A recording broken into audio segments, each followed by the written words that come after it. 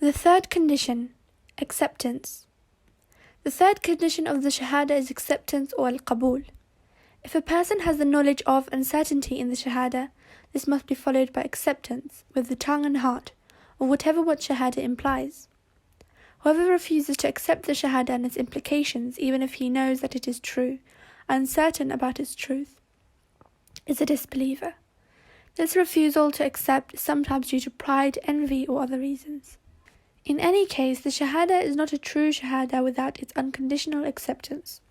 The scholars all talk about this condition as a general condition in the way that I have just stated. However, there is also a more detailed aspect that we must all be aware of.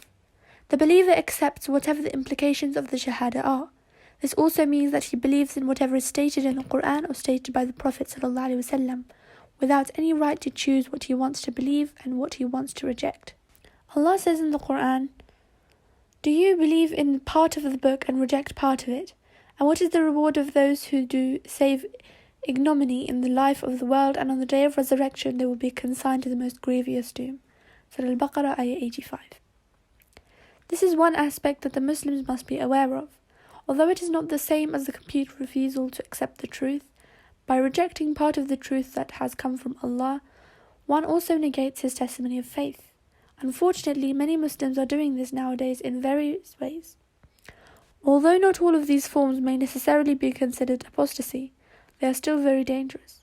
For example, if they do not like what is stated in a verse in the Quran, they simply interpret the verse according to their liking. If they do not like what is stated in the hadith, they simply state that the hadith must not be authentic, although they are not scholars in that area. This kind of belief is the antithesis of the behavior of the true Muslims. Whatever comes from Allah and His Messenger ﷺ, the true Muslim believes in as the truth. This goes hand in hand with their testimony of faith.